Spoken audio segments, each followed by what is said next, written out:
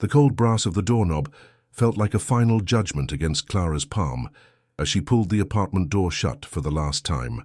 The sound of the lock clicking into place was unnaturally loud, a metallic finality that echoed in the empty hallway and seemed to reverberate deep inside her chest, right where her heart should be. She felt her own heart tighten into a painful, solid knot. The air in the stairwell was thick with the smell of dust and the faint, ghostly scent of other people's cooking, garlic, onions, lives that were still happening, a cruel reminder of the life she had just lost. Her gaze fell to the eviction notice still clutched in her hand. The paper was already crumpled from the dozens of times she had read it, hoping the words would somehow change. They never did. She could feel the rough texture of the cheap paper, a constant, grating reminder of her failure. Her stomach churned, not from hunger, though that was a gnawing pain too, but from the cold, heavy dread of what came next. It was over, and she was utterly, terrifyingly alone. 10-year-old Lucas stood beside her, his small hand gripping hers with a pressure that was too tight for a child. He didn't cry. His silence was somehow worse, a heavy, knowing stillness that made Clara's throat close up. She could feel the slight tremble in his fingers and knew he was trying to be the man of the house, a role he had been forced into far too young. On her other side, 6-year-old Sophia buried her face in the folds of Clara's worn-out coat, her small body shuddering with quiet, exhausted sobs. The sound was like a tiny, wounded animal, and each muffled cry was a physical blow to Clara. She bit her lip until she tasted the coppery tang of blood, forcing back her own tears. She couldn't break, not in front of them. The shame was a burning acid in her gut, the feeling that she had failed not only herself, but the two precious lives that depended entirely on her. They were her whole world, and she was leading them into the abyss, with no safety net and no one to call. Their entire life was now contained in a single overstuffed duffel bag and one other object, her old heavy-duty sewing machine in its black case. The worn leather handle of the case dug into her fingers, its weight a familiar burden. That machine had been her livelihood, the rhythmic hum of its needle the soundtrack to her small moments of hope. It was a wedding gift from her late husband, a promise of a future where she could build a small business from their home. Now, it was just a monument to a life that had been snatched away, first by his sudden death, and then by the closure of the textile mill that had provided her last, meager paycheck. She could almost smell the faint scent of machine oil and fabric, a scent that now smelled like grief. Dragging its dead weight down the 3 flights of stairs felt like carrying a coffin, the coffin of her own dreams and her ability to provide for her children. It was her only asset, her only anchor to the woman she used to be. Once on the street, the grey, indifferent city seemed to swallow them whole. The roar of traffic, the screech of bus brakes, the cacophony of a million strangers' conversations. It was a wall of sound that pushed in on them, making their silent desperation feel even more profound. Clara set the sewing machine down and opened her worn purse, her fingers fumbling with the clasp. She pulled out the last of her money and counted it again on the cracked leather. 1 $10 bill, 3 5s, 2 1s, and a handful of coins, $27.50. The number hung in the air between them, pathetic and insulting. Not enough for a motel room, barely enough for a hot meal. It was the sum total of her existence, the price tag on her family's survival. The textile mill had closed without warning. They had taken her job. The landlord had taken her home. Now the world was about to take the last of her dignity. She looked from the few bills in her hand to the faces of her children. Lucas's eyes were wide, staring at the endless river of cars, his expression a mixture of fear and a fragile, misplaced hope that his mother had a plan. Sophia had finally stopped crying, her face pale and streaked with dirt, her thumb stuck firmly in her mouth. The gnawing hunger in Clara's own stomach was a dull ache, but the sight of her children's tired, hungry faces was a sharp, stabbing agony. A cold wind whipped down the street, cutting through her thin coat. A shiver, deep and violent, ran through her entire body. It wasn't just from the cold, it was the icy touch of true hopelessness. The streetlights began to flicker on, casting long, menacing shadows. They had nowhere to go. Night was falling. The prospect of sleeping on this cold, hard pavement with her children was no longer a fear. It was a reality. Just hours away, a flicker of a memory, fragile as a ghost, surfaced in the roaring quiet of Clara's mind. It wasn't a plan, but a splinter of a story her grandmother used to tell. A fable about a distant great-aunt named Elvira and a small house somewhere far away in the countryside. The idea felt absurd, a fantasy born of pure desperation, but it was a thread. In the vast, terrifying emptiness of her future, a single impossibly thin thread had appeared. A wild, foolish hope began to beat weakly in her chest, a feeling so unfamiliar it was almost painful. She pulled her children close, the scent of their hair a grounding reality, and whispered, "We're going on a trip," her voice a dry, cracking sound. She forced a smile, a brittle mask that she prayed they couldn't see through, hoping to shield them from the terror that was clawing at her insides. The fear that this fragile thread was just another thing that would snap. She had to believe. It was all she had left. The next morning was a blur of calculated movements, each one burning through their dwindling funds. Bus fare to the county offices cost them nearly $4. Clara felt the coins leave her palm with a sense of finality. The Hall of Records was an imposing stone building, smelling of old paper, floor wax, and the slow, grinding passage of time. She felt small and out of place, her worn coat a badge of poverty among the crisply dressed clerks. Her hands, calloused from the sewing machine, trembled as she approached the counter. She felt a familiar burn of shame climbing her throat, bracing for the look of dismissal or pity from the person on the other side. She rehearsed the names, Elvira, her grandmother's lineage, the scant details feeling flimsy and pathetic as she waited for the clerk to look up, her heart pounding a rhythm of please, please, please against her ribs. She was gambling her family's last meal on a ghost story. The clerk, a middle-aged woman with a tired expression, listened with professional patience. Clara's voice was barely a whisper as she explained her situation, stumbling over the details of her ancestry. The woman typed the names into an old computer terminal, the keys clacking loudly in the quiet hall. The silence stretched, each second a small eternity. Clara could feel Lucas's hand tighten in hers. Then, the clerk's eyebrows raised slightly. She squinted at the screen, typed again and slowly nodded. "Well, I'll be Elvira May Thompson." She disappeared into a back room, returning moments later with a thick, dusty file. From it, she produced a document. "It seems you're the last of the line. The property was never sold or claimed. It's yours." She slid a copy of the deed across the counter. The paper felt impossibly heavy in Clara's hand. It was real, a roof, a chance, relief, so potent it made her dizzy, washed over her. The bus ride was a long, rattling journey out of the concrete heart of the city. Clara spent the last of her money on 3 one-way tickets, a move of such terrifying finality that it left her hands shaking. There was no going back now. She held the folded deed in her pocket, touching it every few minutes to make sure it was still there, its sharp corners a grounding anchor in a sea of uncertainty. Lucas pressed his face to the grimy window, watching the landscape transform from towering buildings to sprawling suburbs, and finally, to wide, open fields of green and gold. Sophia, exhausted from the stress, fell asleep in Clara's lap, her small body a warm, trusting weight. Clara stroked her daughter's hair, her own heart a confusing mix of gut-wrenching fear and a wild, soaring hope. She pictured a small, humble cottage, perhaps needing a coat of paint, a bit of work, a place they could be safe, a place they could finally call home. As the hours wore on, the bus became emptier, the stops more infrequent.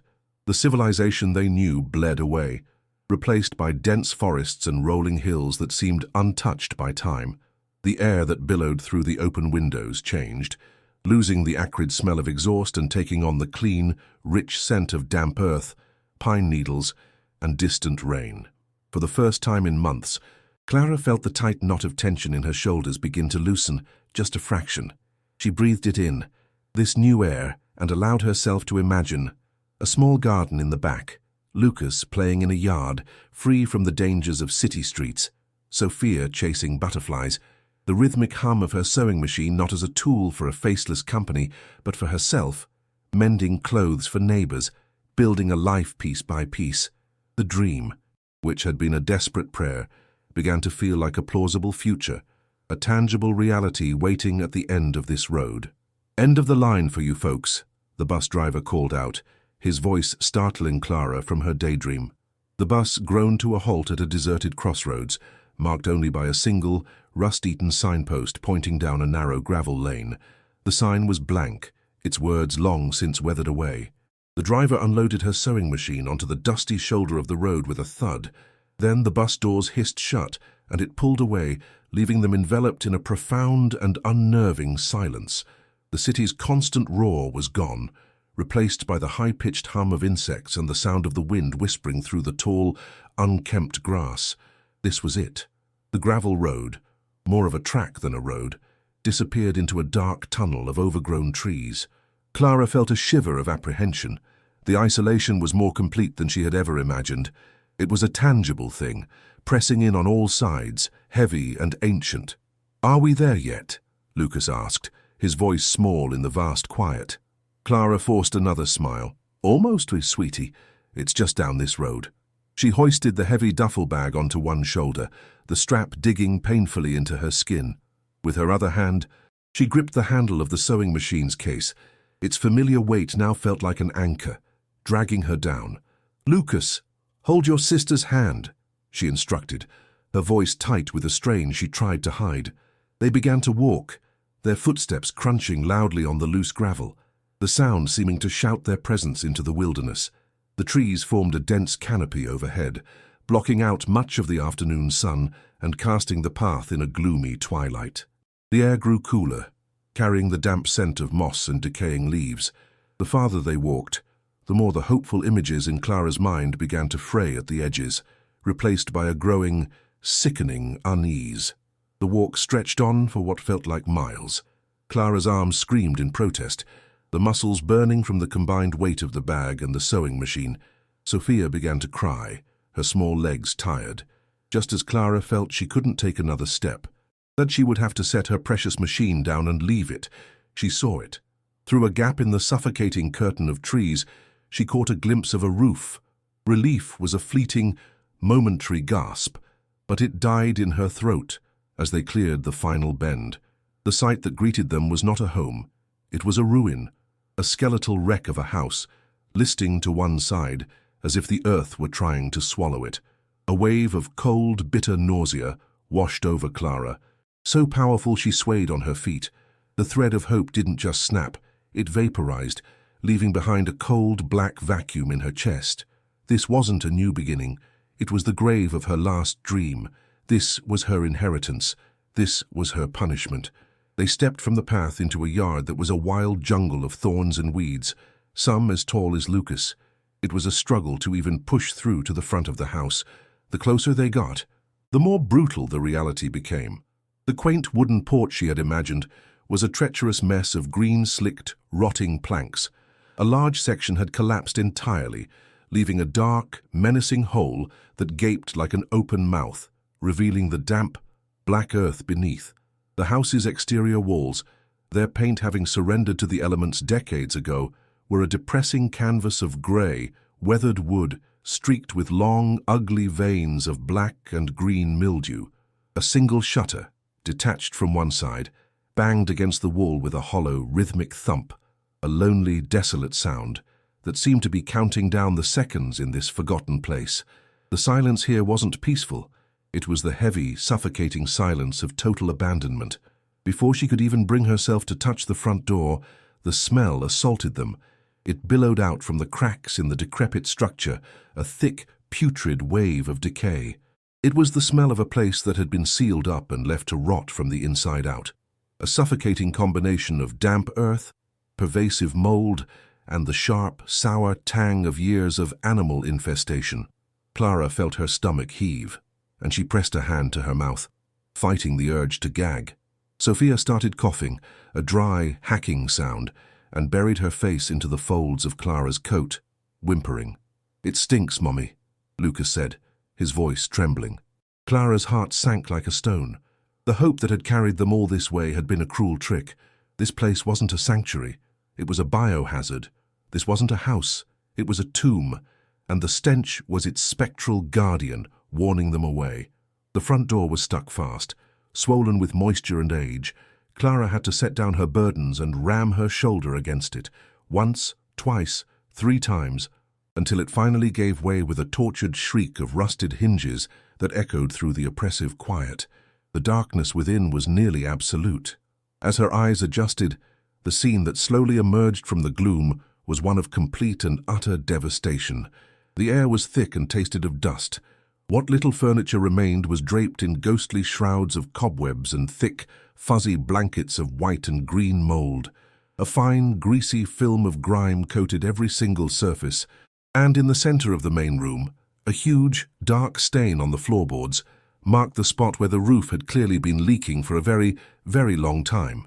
The only sound was the steady, maddening plink, plink, plink of water dripping from the ceiling into a stagnant puddle below.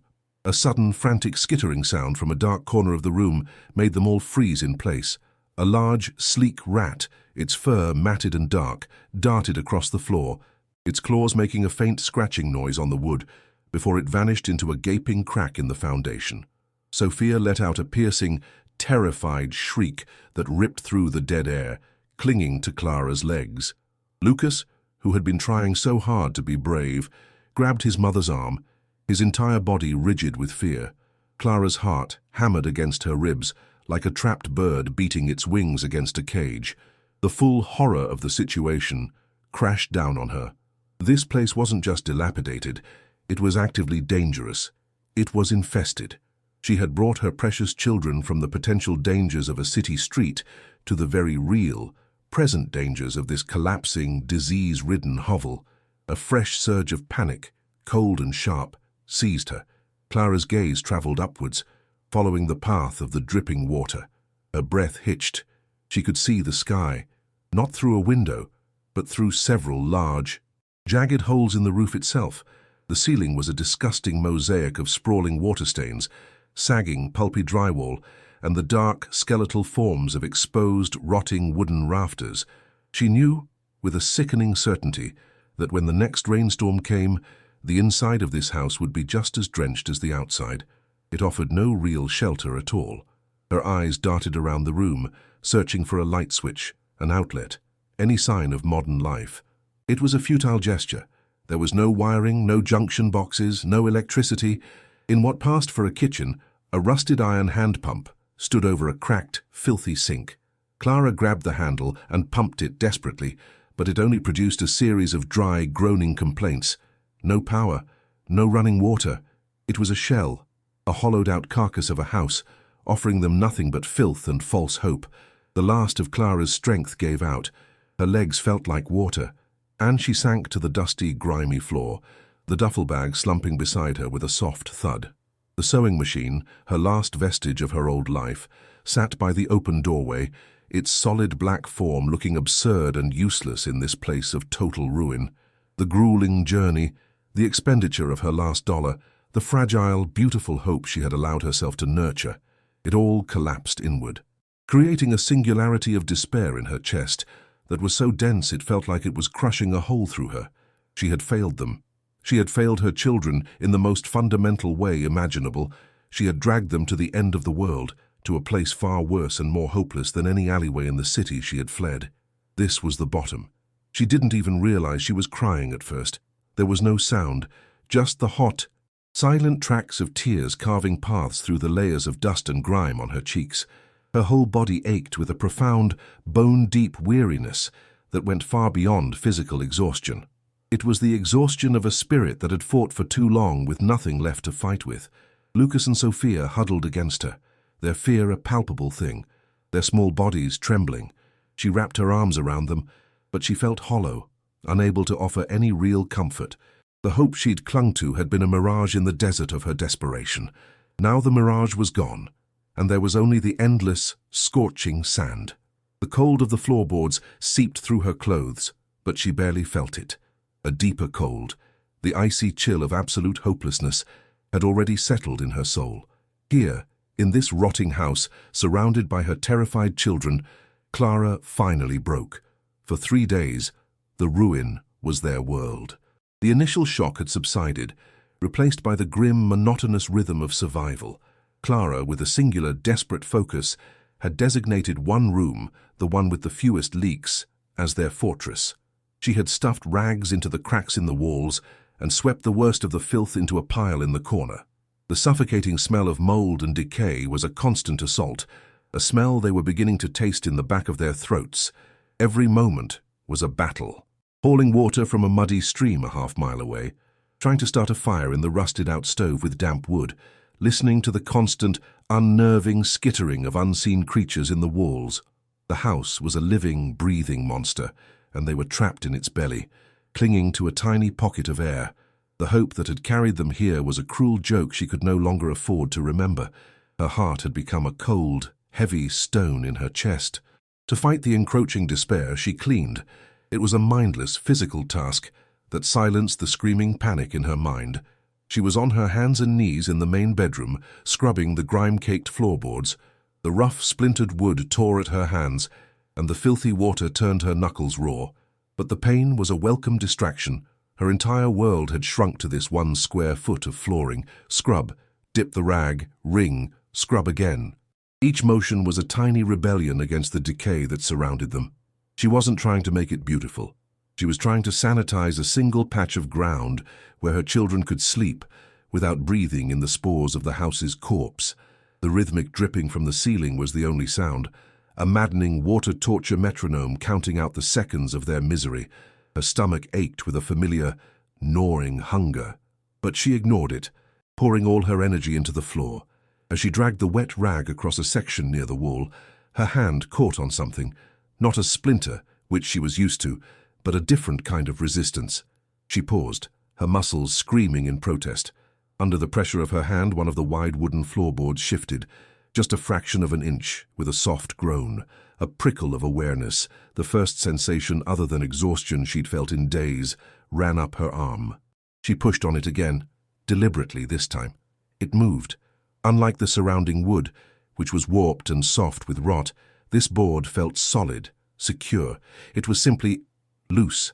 Curiosity, an emotion she thought had been extinguished, flickered weakly within her. Her eyes darted around the room. The board was tucked away in a corner, exactly where a large, heavy bed would have stood, obscuring it from view. It was a place designed for concealment. A strange feeling, a mix of fear and a wild, irrational hope, began to bubble up from the pit of her stomach. It felt like holding your breath underwater. She had to know. Her fingers, raw and trembling, scrabbled at the edges of the board, trying to find purchase. The wood was fitted too snugly. She couldn't lift it with her bare hands. She needed a tool, something to pry it up. Her mind raced through their pitifully small inventory of possessions. The duffel bag contained only clothes and a few of the children's toys. Then she remembered the small, worn cardboard box with their kitchen supplies. She scrambled to her feet, a new and urgent energy surging through her veins. The constant drip, drip, drip from the ceiling seemed to fade into the background as this new, tiny mystery consumed her. This was something different, something that didn't belong to the decay. She found what she was looking for among a few mismatched forks and a single plate, a cheap, thin butter knife, the kind that comes in a starter set, flimsy and prone to bending. It felt pathetic and inadequate in her hand, but it was all she had. She crawled back to the loose board, the cold dread of their situation momentarily replaced by a sharp, focused anticipation. She felt like an archaeologist on the verge of a discovery, or a thief breaking into a tomb. She wedged the thin metal tip of the knife into the narrow crack between the boards. The fit was tight. The smell of old, dry wood dust filled the air as she began to work it back and forth, using the handle as a lever. The knife bent under the strain, the metal groaning in protest. She bit her lip, her knuckles white, refusing to give up. This one small thing she would conquer. With a final, desperate push, the knife handle digging painfully into her palm, there was a sharp release cracking sound. The end of the board popped up just an inch, splintering along the edge. A gasp escaped Clara's lips. It was working. She dropped the now bent knife and dug her fingers into the gap she had created. The wood was heavy, solid oak, not the cheap pine of the rest of the floor. With a grunt of exertion, she pulled. The board resisted, then lifted away smoothly, its hidden nails long since rusted through. She slid the heavy plank aside. her heart hammering against her ribs.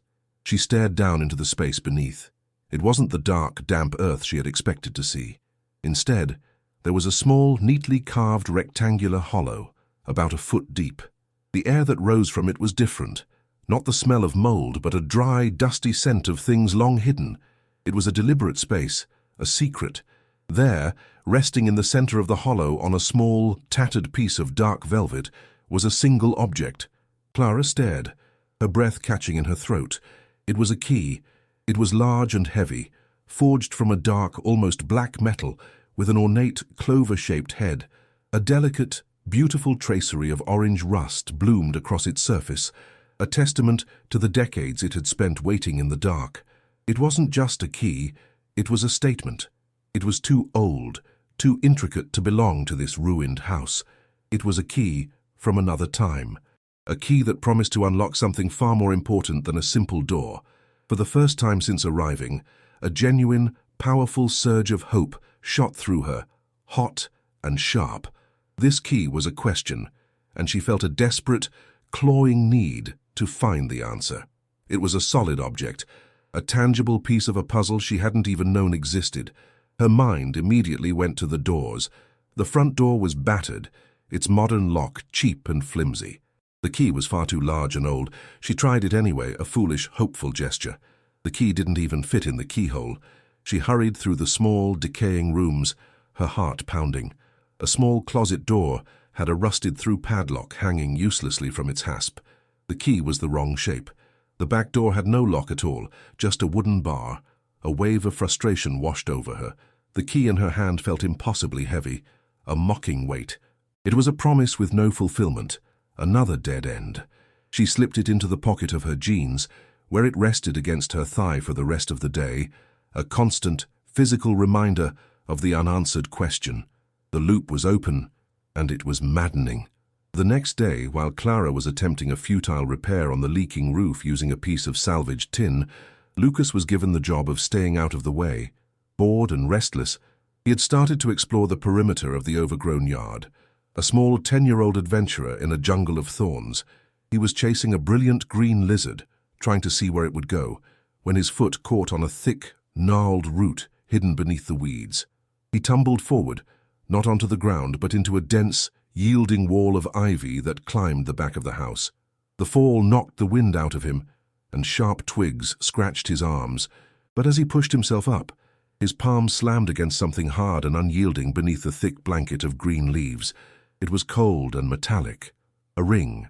Puzzled, Lucas began to pull at the thick, woody vines, yanking them away from the foundation of the house. They were tough, clinging to the stone with a surprising tenacity, but he was determined. As he cleared a larger patch, he uncovered the source of the metal ring. It was a large iron handle, set into one of two heavy, slanted wooden doors that were built into the ground. A cellar.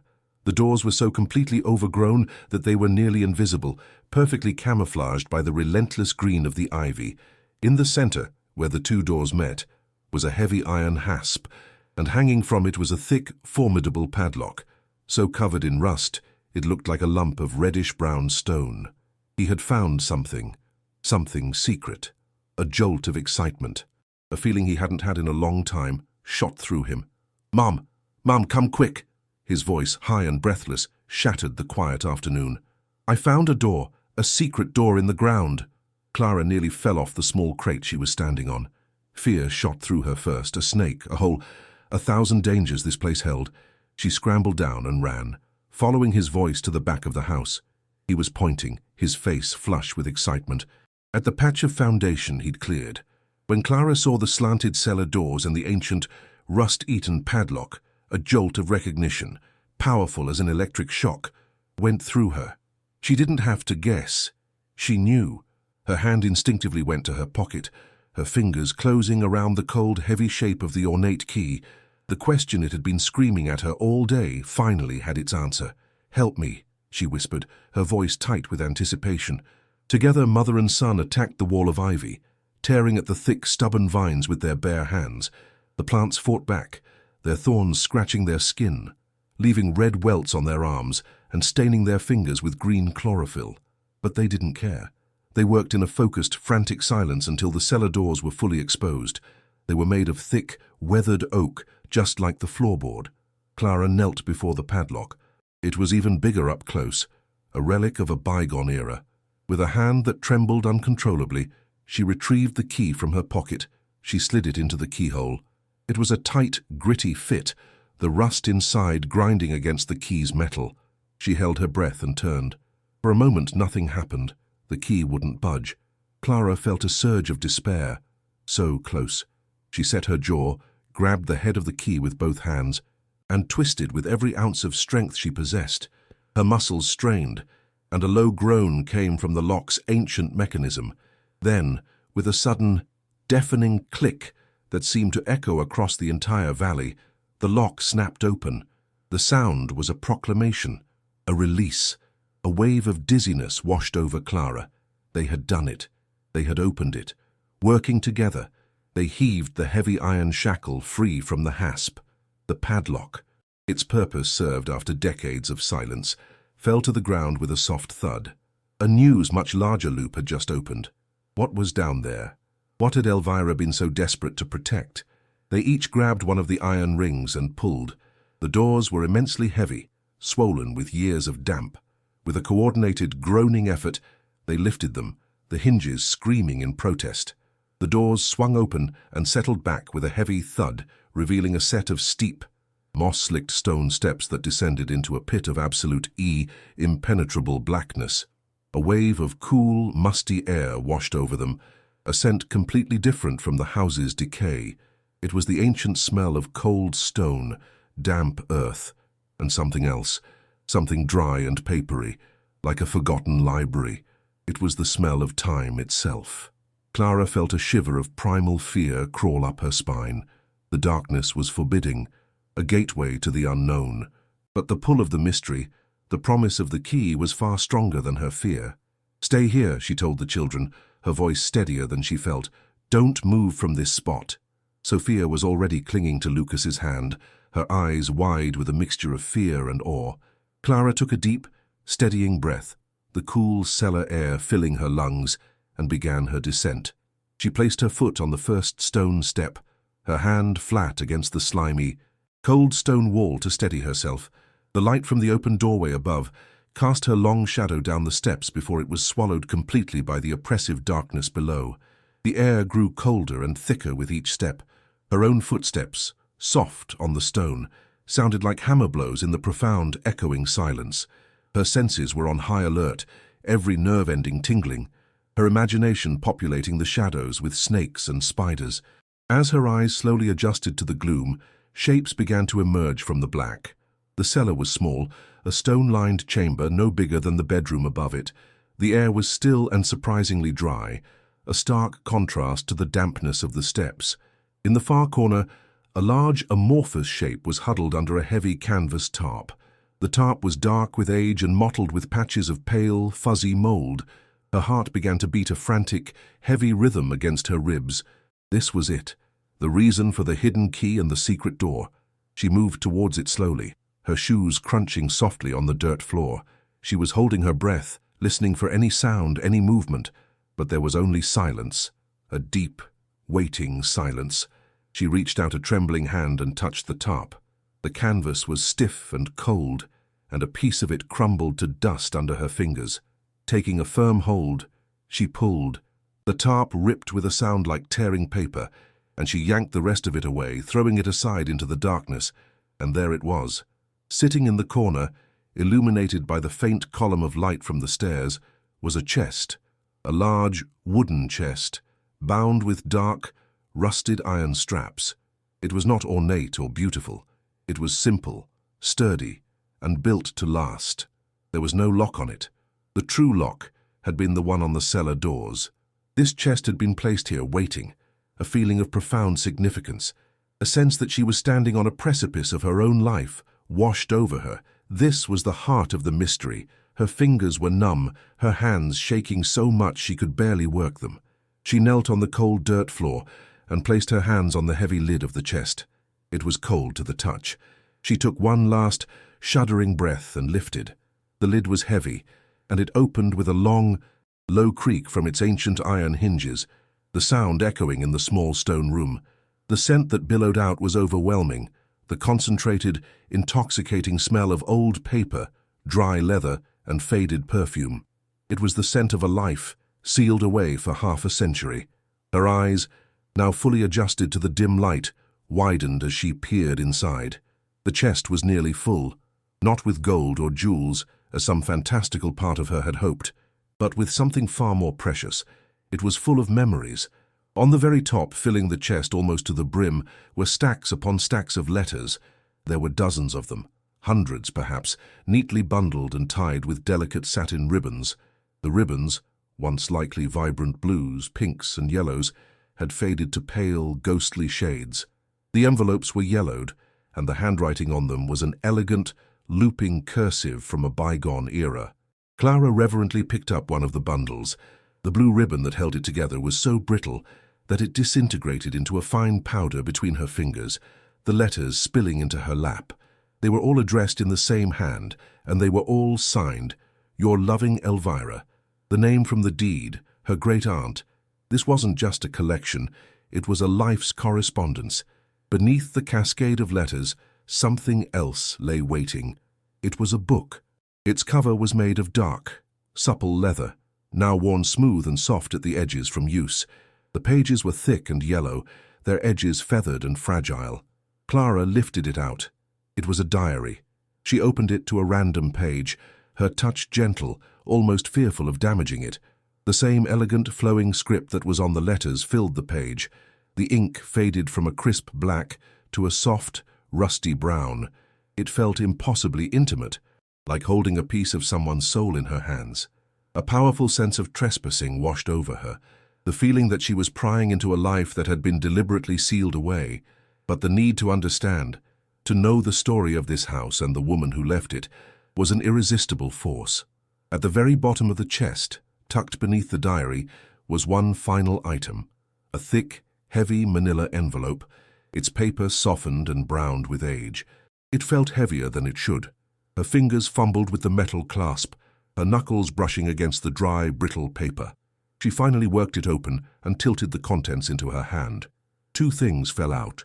The first was a small stack of photographic negatives, their amber surfaces cloudy with age, held together by a single, crumbling rubber band. The second was a sheaf of official-looking documents, folded into thirds. They were printed on thick, heavy stock paper, covered in typewritten words, and embossed with official-looking seals.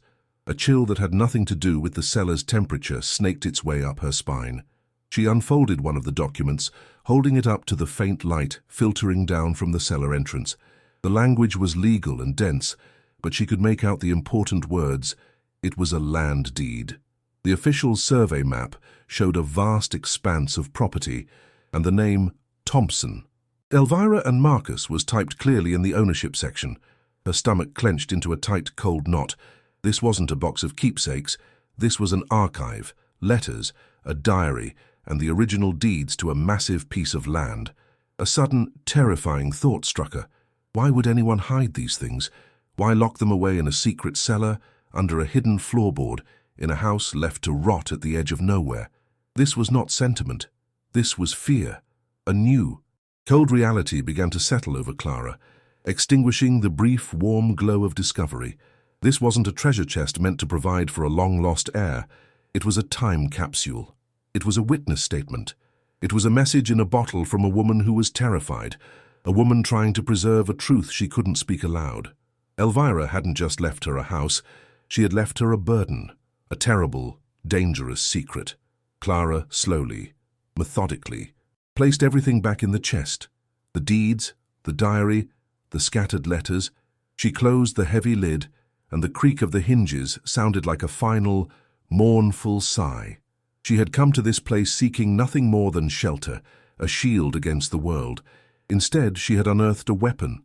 As she climbed back up the stone steps, blinking against the sudden brightness of the afternoon sun, the world looked different.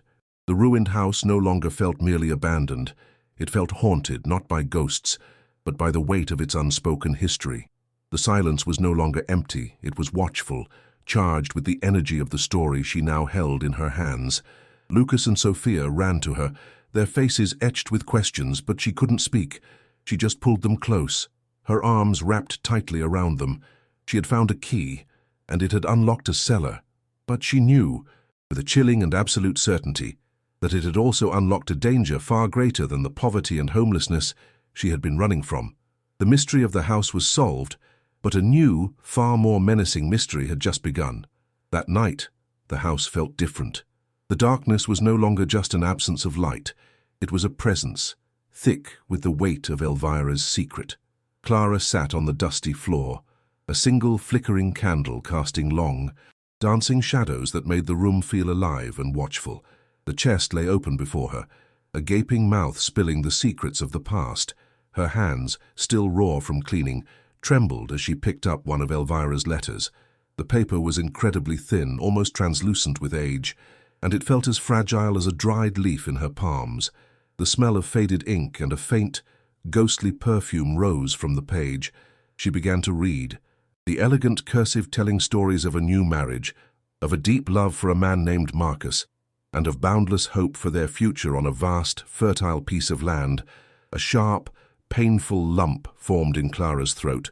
It was the story of her own stolen dreams, echoed across half a century. This place had once been a home, filled with love. Now, it was just a tomb for that memory, and she was its new, unwitting caretaker. Her fingers moved from the letters to the worn leather diary. The cover was soft, almost like skin, and opening it felt like a profound violation, a trespass into a soul. But she had to know. The early entries mirrored the letters, joyful accounts of planting seasons, community dances, and the simple beauty of country life. Clara felt her heart ache with a strange sense of loss for a life she'd never known. Then, the tone began to shift. The entries became shorter, the handwriting tighter, more anxious. A new name appeared, scrawled with an almost violent pressure. Colonel Bo Jackson.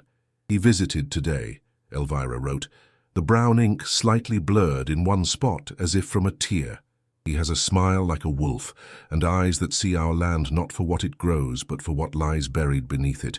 He wants our home. Clara felt a cold dread begin to seep into her bones, a premonition that was as cold and damp as the cellar floor. This was no longer a story, it was a confession, and she was the priestess. The diary became a chronicle of terror. Colonel Jackson's offers, initially polite, turned into demands. Elvira documented a slow, creeping campaign of intimidation, a fence cut in the night, a prized bull found dead in the pasture, its throat cut, the chilling sound of a truck idling on the gravel road in the dead of night, its headlights cutting across their bedroom window before speeding away. Clara's stomach churned with a nauseous fear. She could feel Elvira's terror as if it were her own, the feeling of being isolated, watched and hunted on her own land. Each word on the page was a brick in a wall of closing dread. Marcus says we must be strong, one entry read. He says this land is our soul, and we cannot sell our soul. I am so afraid. I hear noises in the dark. I feel his eyes on me even when he is not here. The house groaned around Clara, the sound of the wind outside now sounding like a sinister whisper, echoing Elvira's fear through time. The final entries were nearly illegible, the script a frantic, jagged scrawl. The night of November 4th, 1973. Marcus went to town to meet with a lawyer. He was supposed to be back by sundown. Clara's heart hammered in her chest. She could feel the crushing weight of Elvira's weight, the hours ticking by in an empty house. Every creak of the floorboards a new jolt of false hope or sheer terror.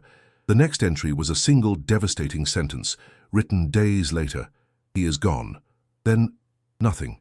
The rest of the diary was blank pages, a vast white emptiness that screamed louder than any words could. He had disappeared. The colonel had won. Clara's hands flew to her mouth. A sob caught in her throat. She now understood the deeds hidden at the bottom of the chest. They were proof. Proof that Elvira and Marcus never sold. Proof that the land, the vast empire now belonging to the Jackson family, was built on a foundation of theft, intimidation, and the blood of a man who had been erased.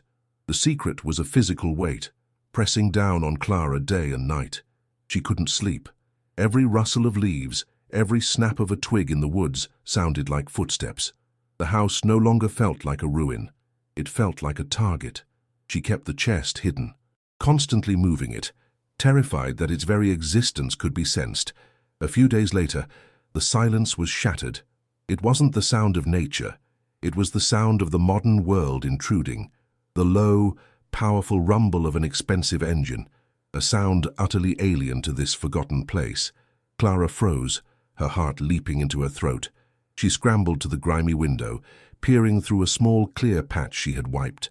A sleek, black sedan, polished to a mirror shine, was making its way slowly up the gravel road, its tires kicking up a cloud of dust that seemed to profane the wild, untamed landscape. It was a predator, sleek and silent, invading her sanctuary, and she knew, with sickening certainty, who it was coming for. The car came to a stop, its engine humming for a moment before cutting out, plunging the world back into an unnerving silence. The driver's door opened with a soft, expensive-sounding click. A man stepped out. He was tall, dressed in a crisp and light blue button-down shirt and pressed slacks that seemed absurdly out of place in the overgrown yard. He moved with an easy, confident grace, his polished leather shoes crunching on the gravel with an authority that set Clara's teeth on edge. This was a man who owned the ground he walked on. As he approached the house, she could see his face more clearly. He was handsome, in a clean-cut, political way, his hair perfectly styled, his smile wide and disarmingly bright. It was a smile that didn't reach his eyes. A cold wave of nausea washed over Clara. It was the wolf's smile, passed down from father to son. It was the face of the man who now owned Elvira's stolen soul. He stepped onto the rotting porch, testing the planks carefully before knocking on the doorframe. The sound was polite, almost gentle, yet it echoed through the house like a gunshot. "Hello?" he called out, his voice smooth and resonant, the voice of a man used to being heard. "Anyone home? My name is Walter Jackson. I own the neighboring property." Clara felt rooted to the spot, her muscles locked in terror. Lucas and Sophia huddled behind her, sensing the danger. She knew she had no choice. To hide would be to admit guilt. Taking a deep, shuddering breath that did nothing to calm the frantic beating of her heart, she forced her legs to move. She opened the door, squinting into the sunlight, trying to compose her face into a mask of neutrality. The smell of his cologne, a sharp, clean scent of citrus and money, wafted in, a stark and offensive contrast to the house's musty decay. He represented a world she had never known, a world of power and clean hands. "Well, hello there," Walter Jackson Jr. said, his smile widening as he took in the sight of her, her disheveled appearance, the dirt on her cheek, the fear in her eyes. "I'm so sorry to intrude. I'm Walter Jackson Jr. My family has owned the land around here for generations. One of my groundskeepers mentioned he saw lights over here, and I just had to come see for myself. We all thought this old place was about to fall down." His tone was one of friendly concern, the benevolent town benefactor checking on a potential problem, but his eyes, a pair of cold, calculating blue chips, weren't looking at her. They were scanning the interior of the house behind her, taking in the squalor, the children, and the single, heavy sewing machine case by the door. His gaze was an appraisal, a swift and brutal calculation of her worth, and Clara felt a hot flush of shame and anger burn under her skin. He saw everything. He saw her desperation, her poverty, her vulnerability. It was all laid bare for him, and she could see the flicker of satisfaction in his cold eyes. He had her exactly where he wanted her. "I see you've got children," he said, his voice softening into a performance of compassion. "This is no place for a family. It's not safe out here." He gestured vaguely at the surrounding woods. Clara felt her body go rigid. She knew what was coming. The feigned concern, the neighborly advice. It was all a preamble. The opening moves in a game she didn't know how to play. Her own voice, when she finally found it, was a dry, cracking whisper. "We're managing," she said, the words tasting like a lie. She clutched the doorframe, her knuckles turning white, the splintered wood a grounding, painful reality against the smooth, terrifying surface of his deception. The air grew thick with unspoken things. Walter Jackson Jr. nodded slowly, his gaze lingering on Lucas for a moment too long. "I'm sure you are. You seem like a resourceful woman." He let the compliment hang in the air. A baited hook. Look, I'll be direct. This property is a bit of an eyesore on my border, and frankly, a liability. I want to clean it up, tear it down. It's worthless land, really. Poor soil, no access, but I can see you're in a tough spot. He reached into the inner pocket of his blazer and pulled out a checkbook and a pen with a fluid, practiced motion. I'm prepared to offer you $5,000. Cash it today, take your kids, and get a fresh start somewhere safe. Think of it as me, helping you out.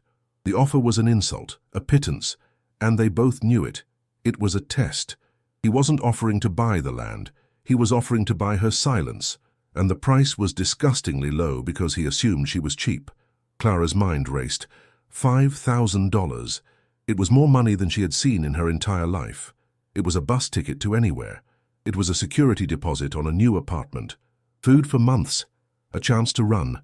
All she had to do was take it, walk away, and leave Elvira's ghost and her story to rot along with the house. Her heart pounded, a frantic drumbeat of temptation and terror. For a fleeting, desperate second, she considered it, the sheer, overwhelming relief of escape. But then she saw Elvira's face in her mind, the frantic handwriting in the diary, the single, heartbreaking sentence, "He is gone." She thought of Marcus Thompson, buried somewhere out there in the dark earth. Taking this money would be the same as helping the Colonel bury him all over again. Her silence would be a second murder. A wave of nausea, cold and acidic, rose in her throat. She couldn't do it. She met his gaze, her own fear warring with a new, unfamiliar spark of defiance. I have to think about it," she stammered, the words feeling weak and inadequate. It was the only defense she could muster. She couldn't say yes, but she was too terrified to say no. It was a fatal miscalculation. The moment she hesitated, the mask of the friendly benefactor dissolved. The shift was subtle, but absolute. The muscles around Walter's jaw tightened, and his smile vanished, replaced by a flat, cold expression. The warmth in his voice evaporated, leaving behind a hard, menacing edge. "Think about it," he repeated, his voice low and dangerous. "There's nothing to think about. It's a generous offer. More than generous. I'd take it if I were you." He took a small step closer, invading her space, his height and the crisp scent of his cologne suddenly feeling suffocating, predatory. The game was over. Now came the threat. His eyes, no longer feigning concern, were chips of ice. They bored into her, pinning her in place. He leaned in slightly, his voice dropping to a conspiratorial whisper that was more terrifying than any shout. "This is a very remote area, Clara," he said, and the sound of her own name on his lips made a shiver of pure dread trace its way down her spine. "Things happen out here. Fires, accidents. It's a dangerous place for a pretty single mother with 2 young children." He let the words hang in the heavy, humid air between them, each one a perfectly polished stone of menace. "It would be a terrible, terrible shame if something were to happen to your little family. A real tragedy." The threat wasn't veiled. It was a crystal-clear promise, delivered with the casual cruelty of a man who had never known consequences, a man who believed the world, and everyone in it, belonged to him. The wind picked up, rattling the loose shutter against the side of the house like a frantic heartbeat. He held her gaze for one more terrifying second, ensuring his message was received. He saw the pure, undiluted terror in her eyes, and seemed satisfied. With a final, chillingly pleasant smile, as if they had just concluded a friendly business transaction, he turned and walked away. Clara didn't move, couldn't breathe. She watched his straight, confident back as he crossed the yard, got into his gleaming black car and drove away, leaving behind a cloud of dust and an oppressive, ringing silence.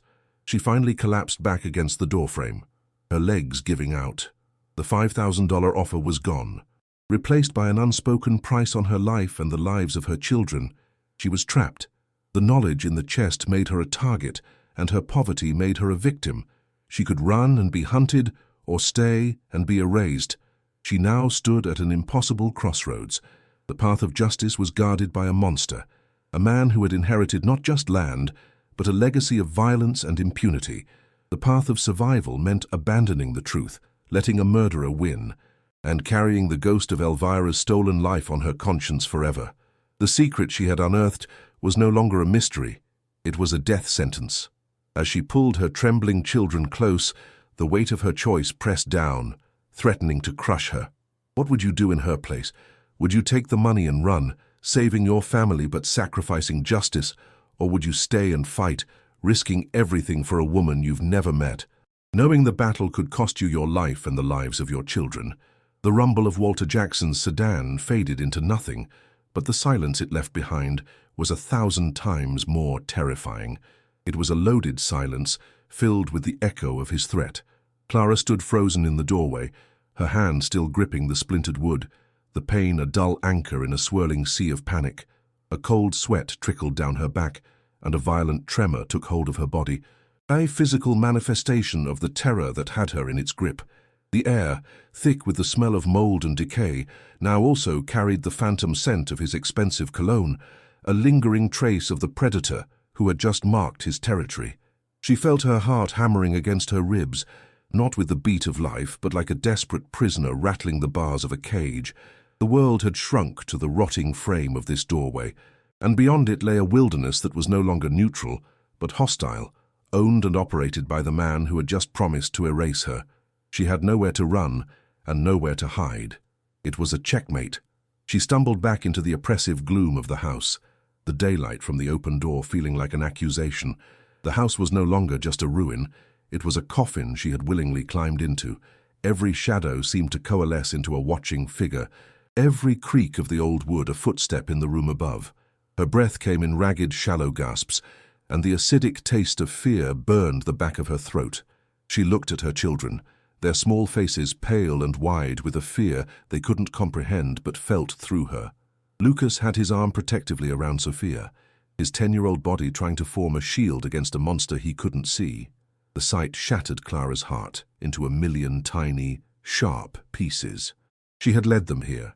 Her desperation had been a compass pointing directly to this new, more sophisticated danger. The choice Walter had given her was no choice at all. It was a countdown. Her mind was a frantic storm of impossible plans, each one dissolving into dust before it could even fully form. The weight of the chest in the corner of the room was immense, a psychic anchor pulling her down into the abyss. It wasn't just old paper and faded ink anymore. It was a motive for her murder. Elvira's story was no longer a historical tragedy. It was a prophecy, and Clara was its unwilling next chapter. She felt a hysterical laugh bubbling in her chest, a sound of pure madness that she choked back with a force that made her jaw ache. The irony was a bitter pill. She had fled the slow, anonymous death of poverty on the city streets, only to face the swift, deliberate death of being an inconvenience to a powerful man. The sewing machine, her symbol of a future she could build, sat silent, a relic of a naive dream. Here, the only thing she could sew was her own shroud. The sun began its slow descent, and she watched the light drain from the sky, a suffocating dread tightening around her chest. Darkness was coming, and she knew, with a certainty that chilled her to the bone, that he would not wait long. Just as the last sliver of orange sun disappeared below the tree line, a new sound broke the spell of her terror. It was not the smooth hum of a luxury car, but a rattling, clattering chug, punctuated by a series of coughs and sputters. It was the sound of something old, tired, but determined. Clara's blood ran cold. Another visitor. Were they back already? She scrambled to the grimy window, her heart pounding a frantic rhythm against her sternum. An ancient, rusted pickup truck, its original color long lost to a patchwork of brown and red corrosion, was slowly making its way up the gravel path. It moved with the arthritic slowness of a very old man, its engine groaning in protest. It was the complete opposite of Walter's sleek black Predator. This vehicle was a workhorse, a survivor, its dents and scratches telling the story of a long and difficult life. It stopped near the porch with a final, wheezing gasp, and a plume of dark smoke puffed from its exhaust pipe before it fell silent, its engine ticking like a tired heart. The driver's side door opened with a loud, metallic shriek that echoed in the twilight. A man emerged, unfolding himself from the cab with a slow, deliberate stiffness. He was old, incredibly so. His face was a roadmap of wrinkles, deep lines carved by decades of sun and worry. He wore worn denim overalls over a faded flannel shirt, and his hands, gnarled and thick-knuckled, looked as if they were carved from the same ancient wood as the surrounding trees. Despite his age, his movements had a sense of purpose. He stood for a moment, his gaze fixed on the ruined house, his expression unreadable in the fading light. He wasn't appraising it like Walter had. He was observing it, almost communing with it, as if he knew its every secret, every wound. His eyes, even from this distance, seemed to hold a sharp, clear intelligence that belied his frail frame. He took a battered straw hat from his head, running a hand through a thin shock of stark white hair, and began to walk towards the porch. Clara's first instinct was to hide, to gather the children, and shrink into the darkest corner of the house. Every stranger was a potential threat now. Every knock on the door, a possible death sentence. She watched him approach, her body tensed, ready to bolt. He moved without malice, his steps slow and measured on the overgrown grass. He stopped at the edge of the rotting porch, not daring to put his weight on the treacherous planks. He looked directly at the window where she was hiding, his gaze so direct it felt as if he could see her through the grime and the gloom. She ducked back, her heart hammering, a fresh wave of adrenaline making her feel dizzy, but he didn't call out. He didn't knock. He simply stood there, waiting patiently, a silent, weathered sentinel in the encroaching darkness. His stillness was more unnerving than any aggressive move. It was the stillness of someone who had all the time in the world and knew that she had none. This was not one of Walter's thugs. This was something else entirely. Finally, his voice came, not loud, but raspy and low, a sound like dry leaves skittering across pavement. "Saw that black car leave here about an hour ago," he said, his voice carrying clearly in the still air.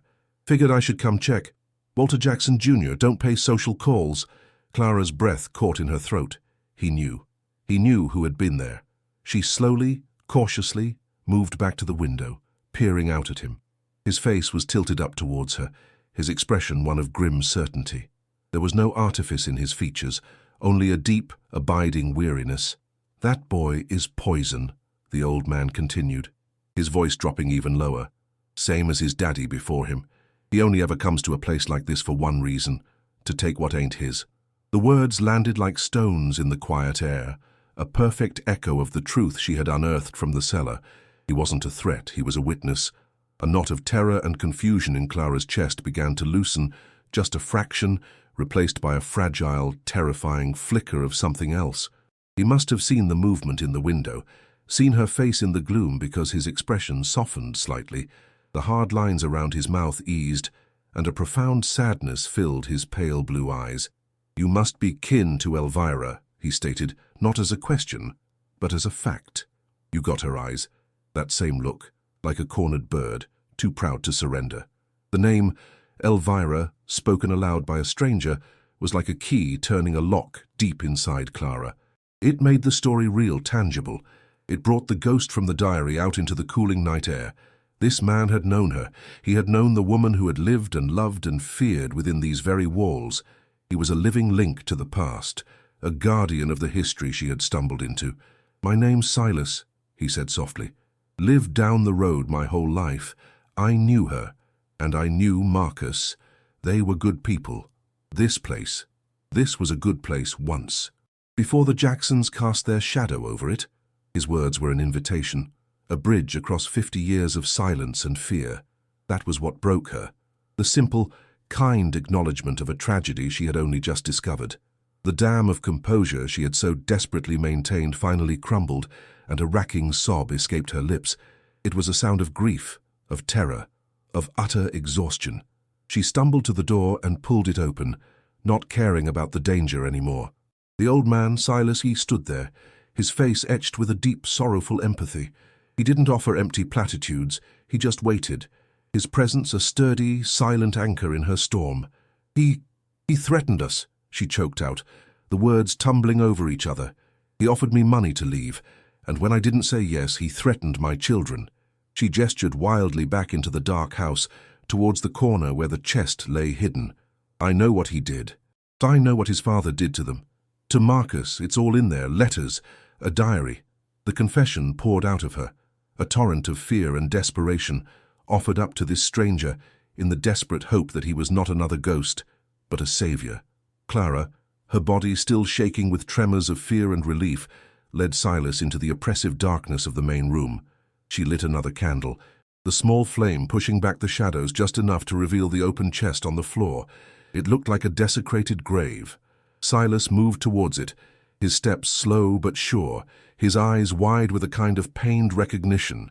He knelt, his old knees cracking audibly in the silence, and reached a trembling, gnarled hand towards the contents. He didn't touch the letters or the diary. Instead, his fingers brushed against the worn leather case of the sewing machine that sat nearby. "This was Elvira's," he whispered, his voice thick with emotion. "Her mama gave it to her. She was gonna start a business. Said she could make anything beautiful with it." A tear traced a path through the deep canyons of his cheek.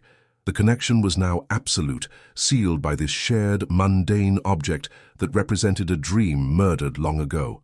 His grief was a testament to the truth of her discovery. He was not just a neighbor, he was a mourner. She showed him. With hands that still shook, she retrieved the leather-bound diary and opened it to one of the last, frantic entries. She didn't need to read it aloud.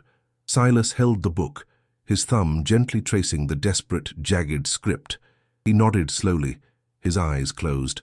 "I remember," he said, his voice a low rumble of sorrow. "The fear. It was a sickness in the air back then. You could taste it. The colonel, he was a smiling devil. He'd shake your hand at church on Sunday and have his boys burn your barn on Monday. He bled this valley dry, one family at a time. Anyone who stood up to him, they just went away." He looked up at Clara, his eyes boring into hers. Elvira. She just wasted away after Marcus vanished. The light went out of her. She stayed here, alone, for 2 more years.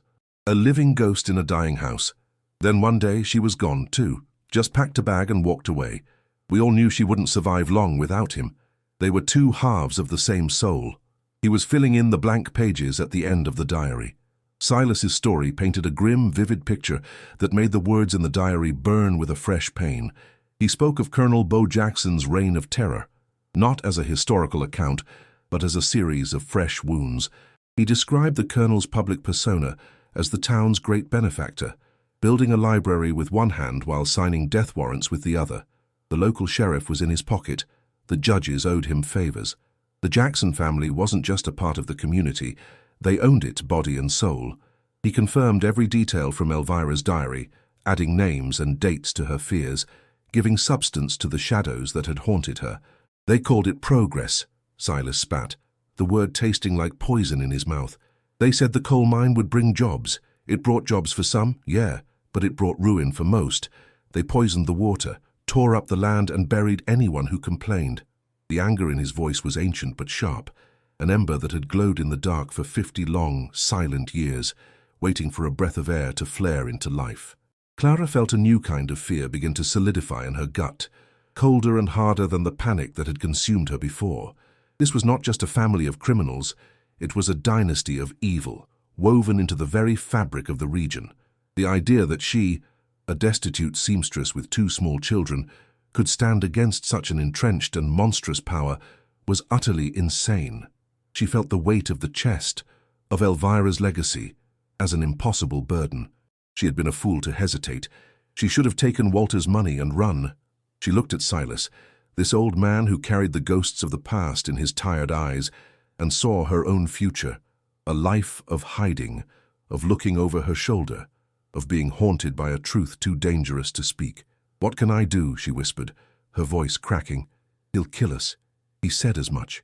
He'll come back, and he'll kill us all, and no one will ever know." It was a plea, a cry for a way out where there was none. She was drowning, and she had just discovered the water was deeper and colder than she had ever imagined. Silas looked at her, his expression hardening.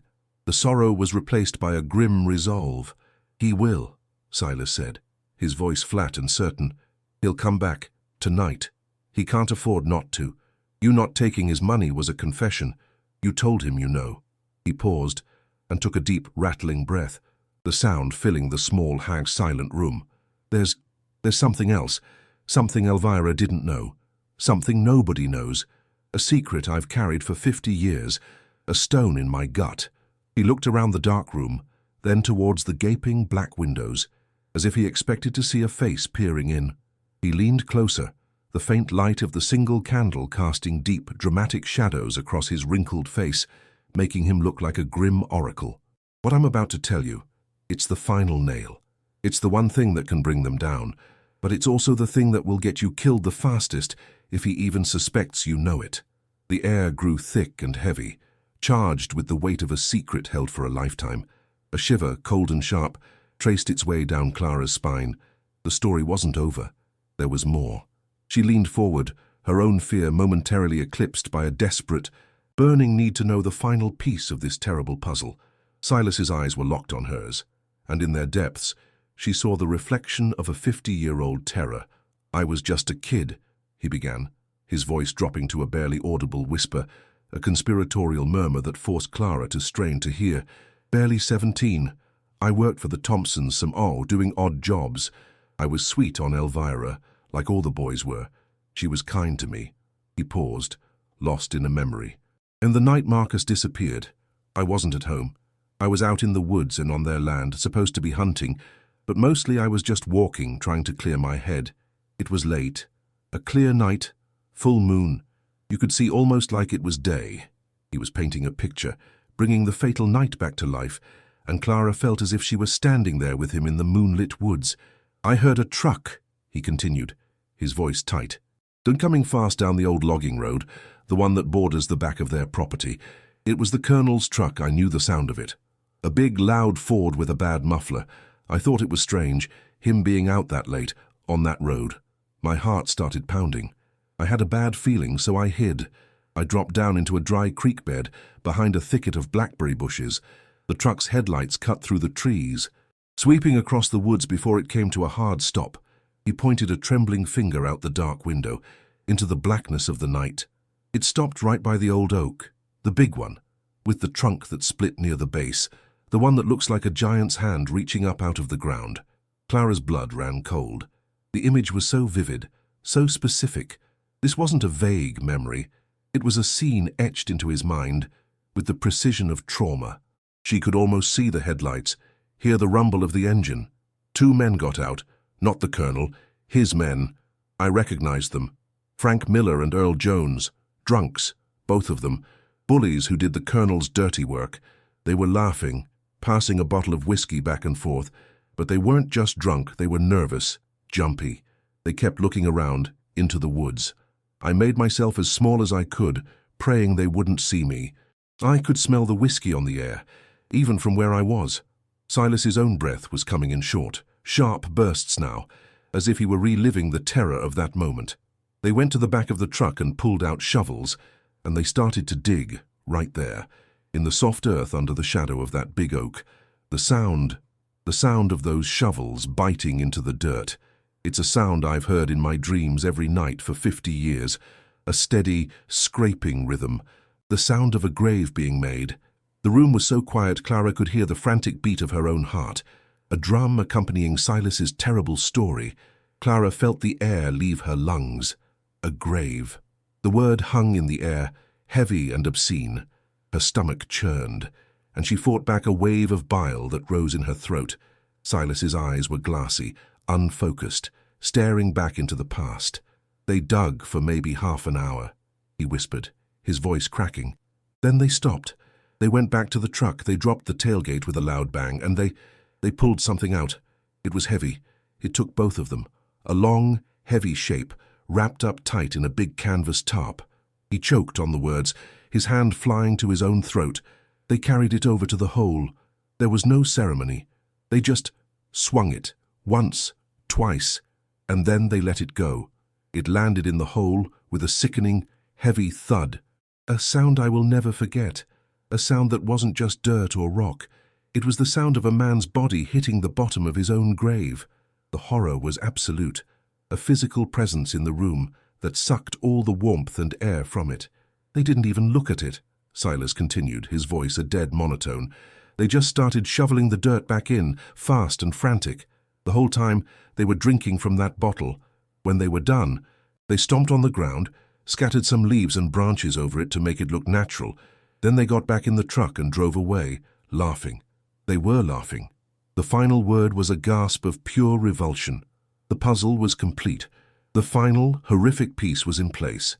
It wasn't just a disappearance and a theft. It was a murder, a body, hastily buried in an unmarked grave. Its location known only to the killers and the terrified boy who had watched them from the shadows. The secret Silas had carried was the final, undeniable proof. It was the key that could unlock not just the truth, but true justice. And it was a secret that had just been passed to her. Clara felt the world spin, the small flickering candle flame blurring into a streak of light. The silence that followed was profound, broken only by Sophia's soft, sleeping breath. Clara stared at Silas, the full weight of his confession settling upon her like a physical shroud. The documents in the chest were a story, but this was a map to a crime scene, a map to the body of Marcus Thompson. The case was no longer just about land fraud. It was a murder investigation waiting to happen. The negatives in the envelope suddenly made a terrifying kind of sense. Had Elvira suspected? Had she been taking pictures of the Colonel's men? Creating her own evidence? "You never told anyone," Clara whispered, the question feeling foolish as soon as it left her lips. Silas let out a short, bitter laugh. "Tell who? The sheriff? His brother-in-law was Earl Jones, one of the men with the shovels. Tell the judge. He played poker with the Colonel every Thursday. I was a 17-year-old farmhand. They were the law. Telling them would have just gotten me buried in a hole right next to Marcus." A new and urgent terror seized Clara, sharp and clear. Walter's threat wasn't just about the house or the documents. If he even had the slightest suspicion that a living witness existed, someone who could point to the exact location of his father's greatest crime, his reaction would be swift and absolute. And now, Silas had shared that secret. The danger had doubled, branching out to encompass this kind, haunted old man. "He saw you," Clara said, the realization dawning on her. "Walter saw your truck. He knows you came here. He'll know you talked to me." Silas nodded slowly, his face a grim mask of resignation. "I know, child. That's why you can't stay here, not another minute. That boy is his father's son. He won't send a warning next time. He'll send a solution." The final word hung in the air, cold and sharp as a blade. They were out of time. The polite games were over. The countdown had reached its final seconds, and the monster was at the gate, ready to break it down. The decision was no longer hers to make. Survival was the only imperative. "What do we do?" Clara asked, her voice trembling but now laced with a frantic energy instead of paralyzing fear. "We have to call the police." Silas shook his head, a look of profound pity on his face. "The local police? Honey, they'll call Walter to thank him for the tip before they even hang up the phone. They're his employees. No, there's no help for us here. The only thing you can do is run, take that chest, take your children, and disappear. Go as far as you can, and pray he doesn't find you." The hopelessness was crushing, but even as he said it, a different look entered Silas's eyes, a flicker of an idea. But there was no time to explore it. There was no time for anything. The fragile quiet of the night was suddenly, violently torn apart. It started as a low, guttural growl, then erupted into a series of frantic, furious barks that echoed through the woods. The sound was close, too close. Silas went rigid, his head snapping up, his eyes wide with alarm.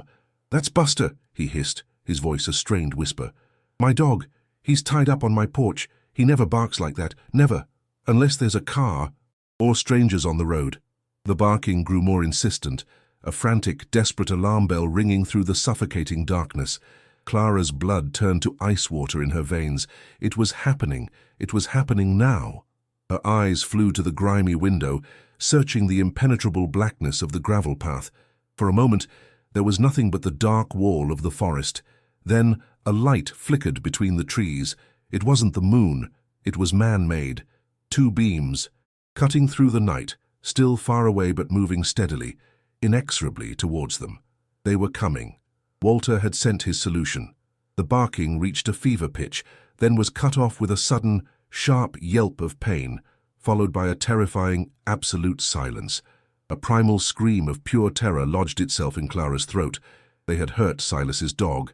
They were not here to talk. She could hear the crunch of tires on gravel now, the sound growing louder with terrifying speed. The headlights swept across the front of the house, momentarily illuminating the room in a harsh, white glare that threw everything into stark relief. The terrified faces of her children, the grim resolve on Silas's face, the damning chest on the floor. Then the light passed, plunging them back into darkness. The engine sound cut out. A car door slammed shut. Then another. Footsteps.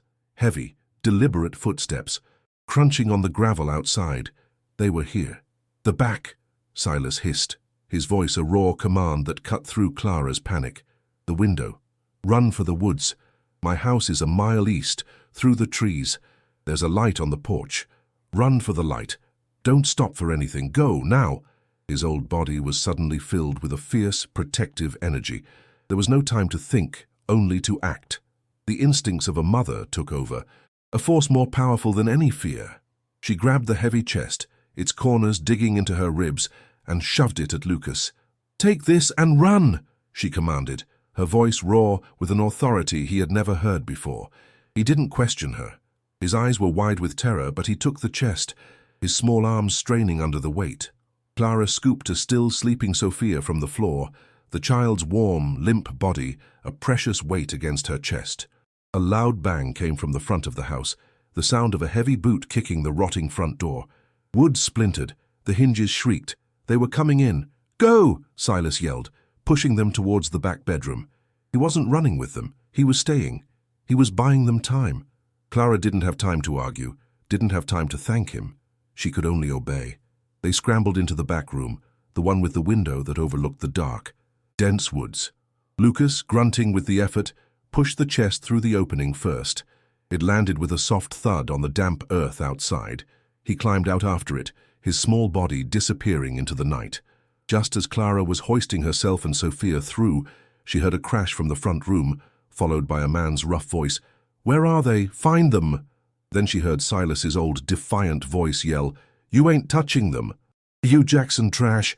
A sickening thud followed, and then silence. A sob caught in Clara's throat, but she forced it down. She couldn't stop. To stop would be to make his sacrifice meaningless. She dropped to the ground outside, her feet sinking into the soft mud.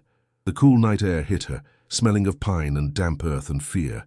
The voices from the house were louder now, angry and frustrated. "They went out the back. Get them!" Panic gave her wings. She grabbed Lucas's hand with her free hand. Her other arm clamped around Sophia like a vice. "Run!" she screamed, the word a desperate, breathless prayer. They plunged into the woods, into the absolute, terrifying blackness. The forest immediately swallowed them. Thorny branches reached out like grasping claws, tearing at their skin and clothes. Unseen roots grabbed at their ankles, trying to pull them down. Lucas stumbled, the chest slipping from his grasp, but Clara yanked him up, her grip iron. "Don't let go of it," she hissed, her voice savage. Behind them, they could hear the men shouting. Then, a new sound, the crash of bodies moving through the underbrush. They were being followed. They ran blindly, fueled by pure adrenaline, their lungs burning, their hearts about to burst. The only thing in the world was the sound of their own frantic footsteps, the tearing of branches, and the heavy, crashing pursuit getting closer and closer behind them. Clara's mind was a maelstrom of white-hot terror, but one image burned at its center, the porch light, Silas's porch light, a tiny beacon of hope in a vast ocean of darkness. "East!" she gasped to Lucas, hoping she was heading in the right direction. Every tree looked the same, every shadow a potential enemy. The woods were a labyrinth designed to confuse and trap them. Sophia had woken up and was now crying, her terrified whimpers a beacon for their pursuers. "Shh, baby, please be quiet," Clara begged, her voice choked with sobs. The heavy footsteps behind them were getting closer, the men's grunts of exertion audible now. They were younger, faster. They would be on them in moments. Clara risked a glance over her shoulder and saw the shifting beams of two powerful flashlights cutting through the trees, sweeping back and forth, hunting for them. They were trapped. There was no escape. The trees were too thick, the darkness too complete. The hope Silas had given them was about to be extinguished. Just as a wave of utter despair washed over her, ready to make her collapse to the ground, Lucas tripped. He went down hard, the chest flying from his hands and landing with a heavy thud. "I can't," he cried, his voice breaking. "It's too heavy." The flashlight beams froze, sweeping towards the sound. They were caught. In that split second, Clara's terror calcified into a diamond-hard resolve. She would not let them take her children. She would not let them win. She set Sophia down, pushed her behind a large tree, and turned to face the approaching lights, placing her body between the hunters and her children. "Get back!" she screamed into the darkness, her voice raw and primal, the roar of a mother protecting her young. It was a futile gesture, a last, desperate stand against the inevitable. She braced herself for the impact and for the end. The beams of light centered on her, blinding her. This was it. The story was over. They had lost. The forest held its breath, waiting for the final, violent act. The world exploded into a blinding white light, but the impact never came. It wasn't the thugs' flashlights.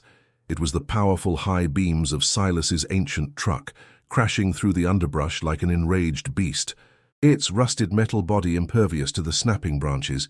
He had fought them off.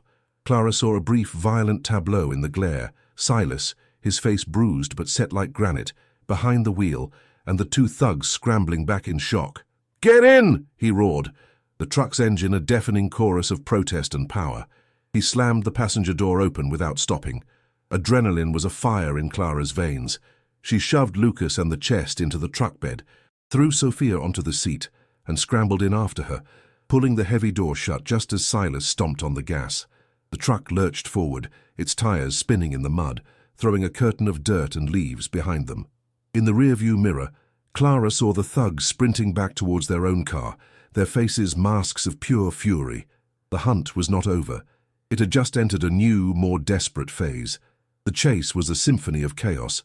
Silas's truck, never meant for speed, rattled and groaned, every bolt and panel screaming in protest as he pushed it through the narrow, winding dirt roads. The smell of burning oil and damp fear filled the small cab.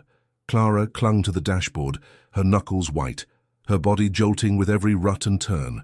In the side mirror, she could see the sleek black sedan gaining on them, its modern engine a low, predatory growl that easily outmatched their rattling chug. Its headlights were like the eyes of a persistent monster, closing the distance with terrifying speed. Lucas and Sophia were huddled in the back, their cries lost in the roar of the engine. "Hold on!" Silas yelled, his voice tight. Just as the sedan pulled close enough to ram their tailgate, Silas wrenched the wheel hard to the right, plunging the truck off the road and down a steep embankment onto a trail so overgrown it was nearly invisible. It was a path that existed only in his memory, a ghost road that the sedan, in its low-slung arrogance, could never follow. They finally burst out of the trees into a small clearing where a tiny, weathered house stood, a single yellow light glowing on its porch like a lone, faithful star. The home was simple, impeccably neat, a fortress of quiet dignity against the encroaching wilderness.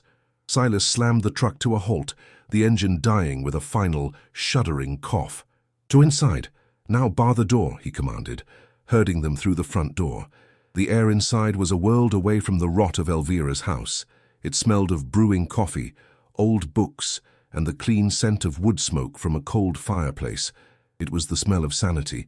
Silas didn't hesitate. He went directly to an ancient, black rotary phone mounted on the kitchen wall, its coiled cord yellowed with age. His hands, bruised and scraped from his fight with the thugs, were surprisingly steady as he picked up the receiver and began to dial, pulling a long number from a faded scrap of paper taped to the wall. The slow, deliberate whir and click of the rotary dial was the most hopeful sound Clara had ever heard. "Leo, it's your Uncle Silas." His voice was low and urgent, stripped of all pleasantries. "Listen to me, and listen close. You remember the stories I told you about the Thompsons? Well, it's all true. And it's happening again." Clara stood frozen, listening to the one-sided conversation, the fate of her family hanging on the crackling connection. The heir is here. A woman, Clara. She has 2 small kids. She found it all, Leo, in a chest. The deeds, a diary, everything. But the Jackson boy knows. He came here tonight. He sent men to kill them and burn the house down. We just got away. They're outside right now. Silas's voice was a raw, desperate rasp. The sound of a man cashing in a lifetime of credibility in a single desperate plea. Clara felt the weight of Elvira's story, of Marcus's murder, pouring through the telephone line, a 50-year-old secret finally being dragged, kicking and screaming, into the light. She clutched her children, her own life now intertwined with this history.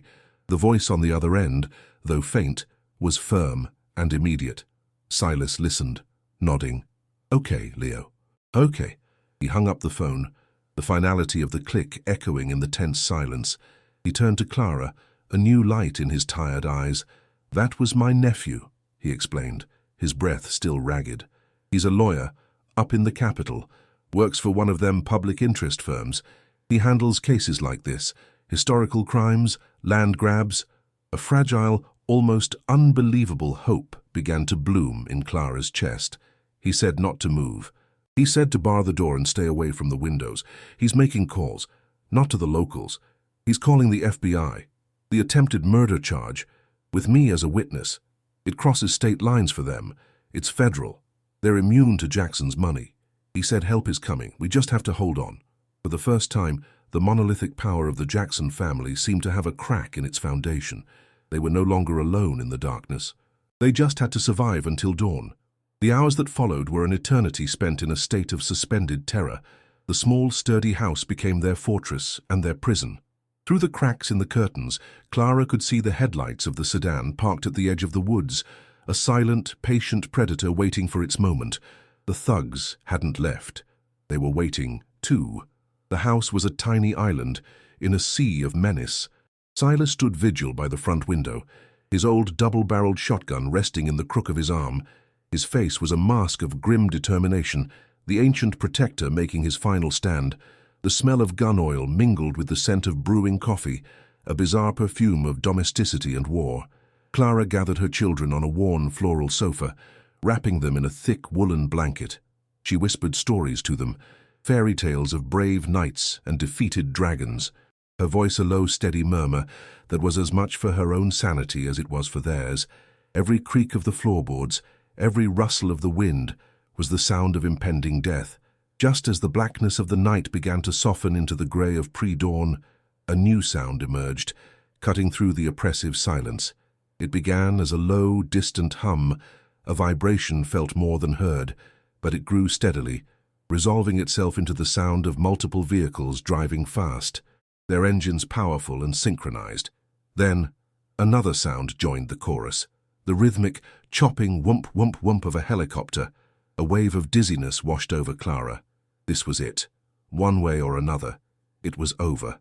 Suddenly, the woods erupted in a chaos of flashing red and blue lights. The strobes danced silently across the walls of the small living room, painting their terrified faces in frantic bursts of color.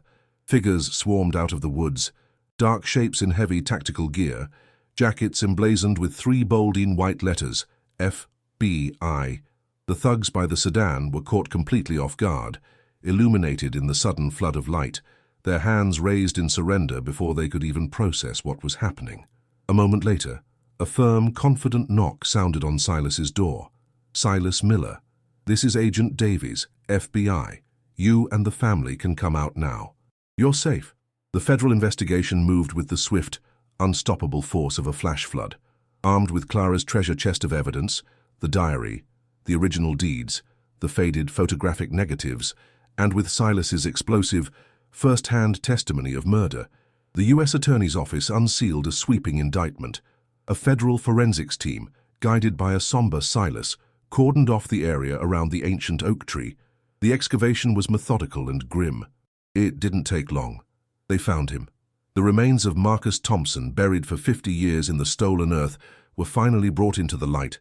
The last piece of the puzzle clicked into place. The news crews descended on the small town like a flock of vultures. The most satisfying moment was captured on live television. Walter Jackson, Jr., the town benefactor, the rising political star, being escorted in handcuffs from a $500 a plate fundraising breakfast, his face a perfect mask of indignant fury. The Jackson Empire, built on a foundation of blood and secrets, was finally beginning to crumble under the weight of its own sins.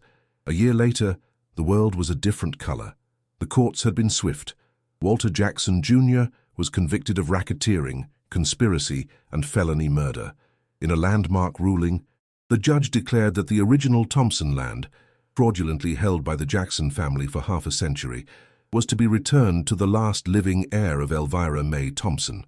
Clara stood on the porch of her home, but it was not the ruin she had first encountered. It was a beautifully restored farmhouse, its new white paint gleaming in the afternoon sun. The rotting porch was now a wide, welcoming space with rocking chairs. In the kitchen, the rhythmic, happy hum of her sewing machine filled the air. She was no longer patching worn-out clothes for survival.